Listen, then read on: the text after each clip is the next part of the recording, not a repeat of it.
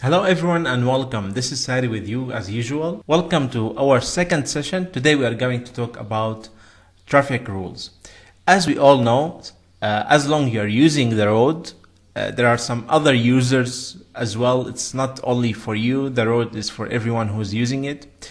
So in order for all those people, all those drivers and pedestrians to use the road safely, there are some rules and laws that everyone must obey. So everyone is safe on the road and everyone can reach their destination as quick as possible.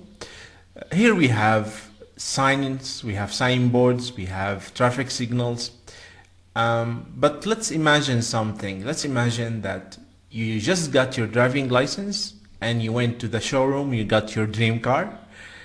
Whatever that car might be, maybe it's a BMW M5 or Audi S8 or I don't know, maybe something even bigger, let's say a Lamborghini or a Ferrari, whatever. And you found this amazing road. It's empty, there is no one else on the road, there are no signs whatsoever, no signboards, no traffic signals. It's only you and the road and your beautiful, fast sports car. Can you drive your car to its maximum speed since there is no traffic signal, there is no traffic signs and no one else on the road? Can you drive like, let's say, 240, 260? We're going to answer this question through the session today. So, first, we will discuss the top speed of the vehicles. There are some factors that determine the top speed of the vehicles. First, we have the type of the vehicle. Then we have the type of the road. Those are the main two factors. However, since last year, there is another third factor which has been added, which is the time on the highway. So this is different from highway to another. So let's now discuss those one by one. The type of the vehicle. I don't mean here if you have like a Toyota Corolla or Dacia Sandero or a Ferrari or whatever. Of course, the type of the vehicle determine the top speed, but all cars have a certain speed that they can drive on each road. Like, it doesn't matter if you are driving a Ferrari and the road limit is 40, you have to stick to 40. It doesn't matter if you're driving, as I said, a Lamborghini or a Ferrari or a Toyota. So this is what I mean, the type of the vehicle. Also, if you're driving a bicycle or a moped, you have a certain speed you have to stick to. So here we have the type of the vehicle, then the type of the road. Next, we have the type of the road. Is this road inside the city, outside the city? Is it a highway? Is it inside a residential area, outside the residential area? So those are the factors that determine the top speed of a vehicle. Finally, we have the time. So between 6 in the morning and 7 in the evening, the top speed is 100 on the highway. Maybe the highway is limited to 130, but within those times, you have to stick to 100 kilometers per hour. So those are the factors. Now, let's explain a bit further. In 2012, the maximum speed was increased in the Netherlands from 120 to 130 kilometers per hour. However, in 2020, the maximum speed on the highway decreased to 100 kilometers only between 6 in the morning and 7 in the evening. So this is something you have to consider. If you are on a highway, you might find a sign telling 130. But if you're driving between 6 in the morning and 7 in the evening, you have to drive 100, even if the sign telling 130. All right? There are some key points that we have to consider. Let's say you're driving on the highway at the speed of 130 and you're driving within the time that you're allowed to drive 130, okay? So while you're driving, you encounter this vehicle over here, this camping car. So this type of vehicles, as we know, those are used for vacation. So people take a vacation, they travel across the country, maybe to some other countries, and they sleep in the car, and mainly they live in the car for a couple of days or so. Even if the highway is 130, if you come behind this car, you'll be finding yourself slowing to 80, because this car cannot exceed 80. It's too heavy.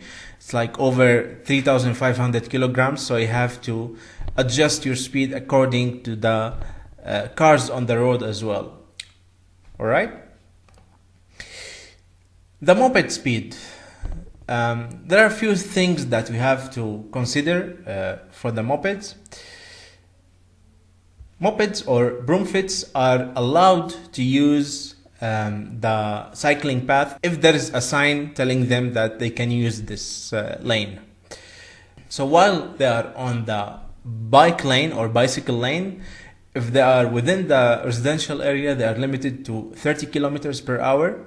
And if there is a bicycle lane and they are driving on the bicycle lane, they can reach to 40 kilometers per hour outside the residential areas. In case there are no lanes for the broomfits, or they are not allowed to use the bicycle lane, then the drivers, they can drive on the normal road. They can drive up the speed of 45 kilometers per hour if the road limit allows them. So let's say the speed limit is 60 for other cars, and you're driving a moped, then you can drive 45. But let's say the speed limit on the road is 30, then you have to stick to 30 if you're on a moped. Yeah, I believe it's clear enough. Let's move on. So here we will explain in a table how the speed is assigned. Let's say if you are on a moped, driving on the bicycle moped lanes, inside the city 30, outside the city 40, again using the moped and bicycle lane. And if you're driving on the normal road, you can drive up to 45 kilometers per hour. You should always know the road speed even with no speed limit signs. So first, let's get to know the speed limit signs. Here we have a sign telling us, like, this is a motorway. On this road you can drive 100 kilometers per hour. You can find these panels telling us the name of the city or the name of the town while you are entering the town. So once you see a name of the city, here we have Helmond. Could be Amsterdam, could be Hoest, could be any other city. So once you enter a city, you are limited to 50 kilometers per hour. And sometimes it's straightforward. They're telling you, hey, you have to stick to 30 kilometers per hour, then you stick to 30 kilometers per hour. On the highway, you can drive up to 130 kilometers per hour. Again, if you're allowed to drive at such speed. Now, this is clear enough. This is earth, this is residential area. Within those residential areas, you are limited to 15 kilometers per hour. And once you are leaving the city, you exit the city, then you are allowed to drive at 80 kilometers per hour. Okay. Now let's answer the question that we asked at the beginning of the session today. Let's say you found this road over here, and there are no signs whatsoever, no one else on the road. What is the maximum speed that you can drive on such road? Here we have three types of the roads that we can find in the Netherlands. On this type of road, if you can see two solid lines in the middle, right? And then we have this lane for cars going for this direction, and we have the other lane, the cars coming from this direction. All right? So we have two solid lines, and we have one incontinuous line, one broken line. And we have one broken line on each side. So this means you are allowed to drive at 80 kilometers per hour on this type of road, even if there are no signs at all. This is the speed limit for such a road. For this type of road, here we have a road, and we have those small lines on the side. It looks like a bicycle lane, but there is no bicycle lane designation. There is no sign telling like this is a lane for the bicycle. So this is what's called a suggested lane. So it's like we suggest the bicycles to use this part of the road if they want to use it, but it's not solely dedicated for them. It's for all the road users. On such a road, you can drive up to 60 kilometers per hour.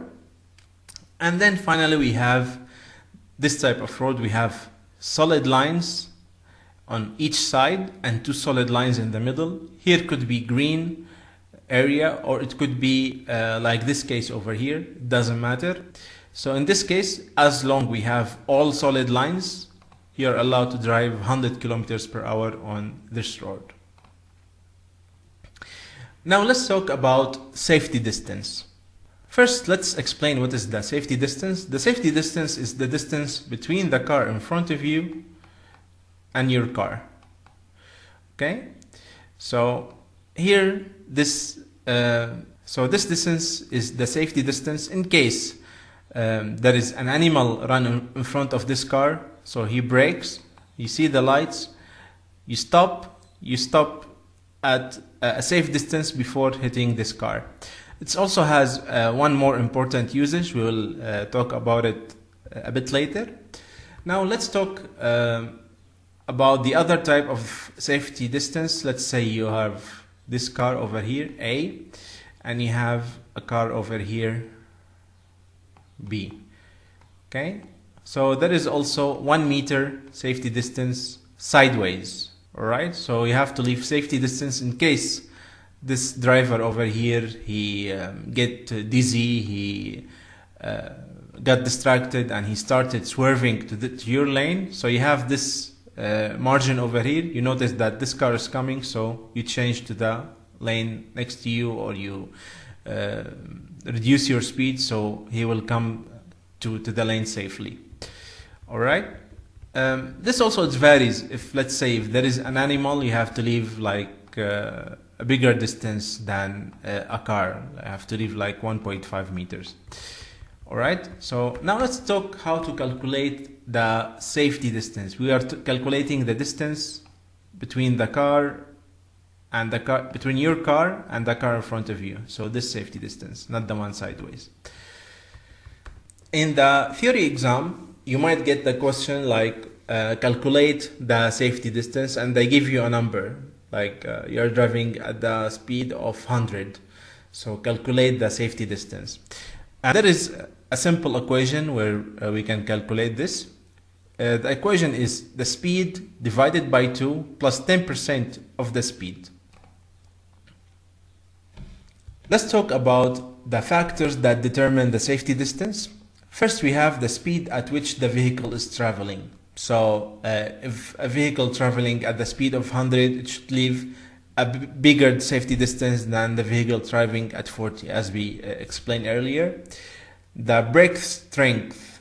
Some cars, they have old traditional drum brakes. The old cars, we call them drum brakes. Those take a bit longer than newer brakes, like ABS brakes. Those helps the car to stop faster. And let's say if you are driving a sports car, some cars has ceramic brakes. So those brakes, when applied, helps the car to stop much faster than even the ABS brakes. So the brake strength, even two cars having ABS brakes, if one car is maintained better than the other, then it varies.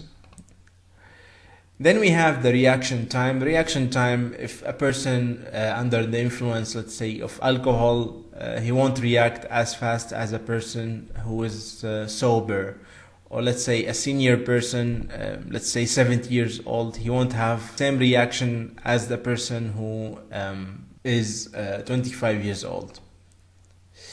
Now let's discuss why we should always leave a safety distance. Let's imagine this scenario over here. We have a road like this. All right. And here is your car. And here is a car in front of you.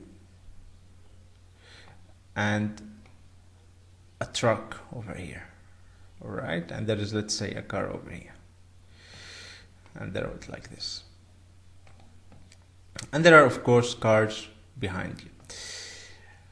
Now there is something on the road, let's say whatever happens, but there is this scenario over here. There is traffic jam, and there are some cars behind you asking you to give them away. All right, so you start putting the turning signal, you start moving to this lane over here. Once you are on this position over here, you want to come over here, then a car coming from this direction. Then what would you do over here? You try to come over here between the car and the truck, and this person didn't leave a safety distance. The truck didn't leave a safety distance, then you are almost having inevitable accident. Whatever you do, there is nothing. Let's say if there is this person, he didn't react the correct way, then it's an accident. So that's why you should always a safety distance. Let's say if the truck has enough space between the truck and the car, then you can cross here normally. If this car has enough space with the truck over here, if you see a car coming, then you can just put the signal and place your car between those two cars. So this is the main reason why you should always keep safety distance. Now let's discuss about stopping distance. What is the stopping distance? Stopping distance equal the response distance plus the braking distance. Alright, so we have to explain three important factors. We have to explain the stopping distance, the response distance, and the braking distance. The stopping distance is the entire distance the car travels from the moment you realize there is something on the road till you reach to a full stop. So here we have this scenario over here. We have two cars and we have something happening on the road. We have this dog crossing the street. So this car, the driver, he applied the brakes immediately after he realized that there is something wrong on the road. So the car traveled maybe this distance before he started applying the brakes. Okay. Now from this spot over here, the car started to slow down till it reached to a complete stop. So we have this distance. This is the braking distance. So the stopping distance equal the response distance plus the braking distance. So let's have a video to explain the scenario a little bit better. Here we see two cars traveling together. Something happened. The guy immediately applied the brakes. Both cars stop within the safety distance. So everyone is safe. And the dog crossed the road safely. Now we have the same two cars. This time the driver, he didn't apply the brakes immediately, which led to a shorter response distance, which led to an accident. So the braking distance is the same in both scenarios. At the scenario which the car was safe, and in the scenario where we have an accident, the only difference is the response distance. The response distance varies from a person to another. Let's say you had a tough day, you are tired, you're not concentrating on the road, so your response distance is poor, or maybe they call it the thinking distance. Let's say you're in the morning, you had good sleep, you had your coffee, you are happy, you're just starting your day, so your response will be much sharper.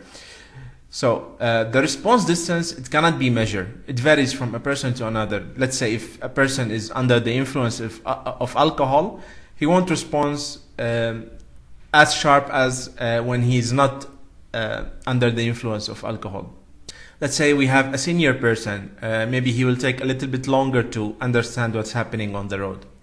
However, the braking distance can be measured, and there is an equation for it to calculate the braking distance. We're going to learn to calculate the braking distance. So maybe they ask you the question in the theory exam, like what is the braking distance between each car? So again, to sum it up, the stopping distance is the entire distance the car travels from the moment you start realizing that there is something wrong till the car reaches to a full stop.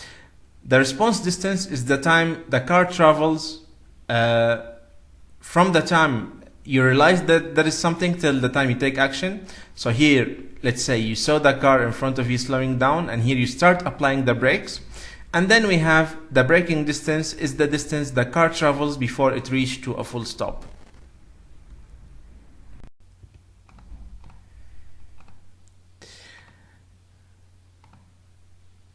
The equation is the speed divided by 10 equal a number, a result.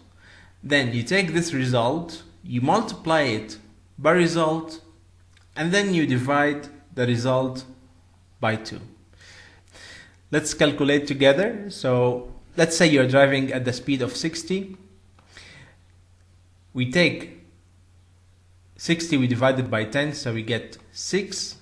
Now 6, we multiply it by 6 by itself, meaning we put it to the power of 2. So 6 by 6 equal 36.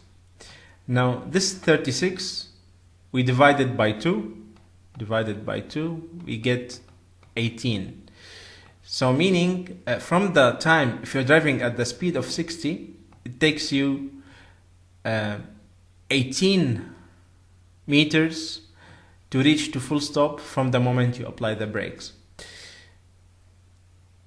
Let's have some other examples of this. Okay, so let's calculate together. Speed of 20 divided by 10, you get 2. 40 divided by 10, 4. Power of 2, then divide by 2, 8. 60 divided by 10, 6. Power of 2, we just calculated, 18. 80 divide by 10, power of 2, divide by 2, 32. 100 divide by 10, then to the power of 2, then divide by 2 is 50. 120, 72. Alright, we have a great feature in our website that helps a lot to get prepared for the theory exam, which is the exam itself. So basically you do the exam, and if you pass the exam in our website, you should be able to pass the exam easily at the CBR. As always, thank you very much for watching and listening. I hope you enjoyed this session as much as I did. I hope you find it useful. Don't forget to visit our Facebook to interact and answer some quizzes that we have over there. Watch some videos on our YouTube channel, and in case you want to reach us, you can see the contacts on the screen, the email, the number. This has been Sari with you. Have a great day ahead.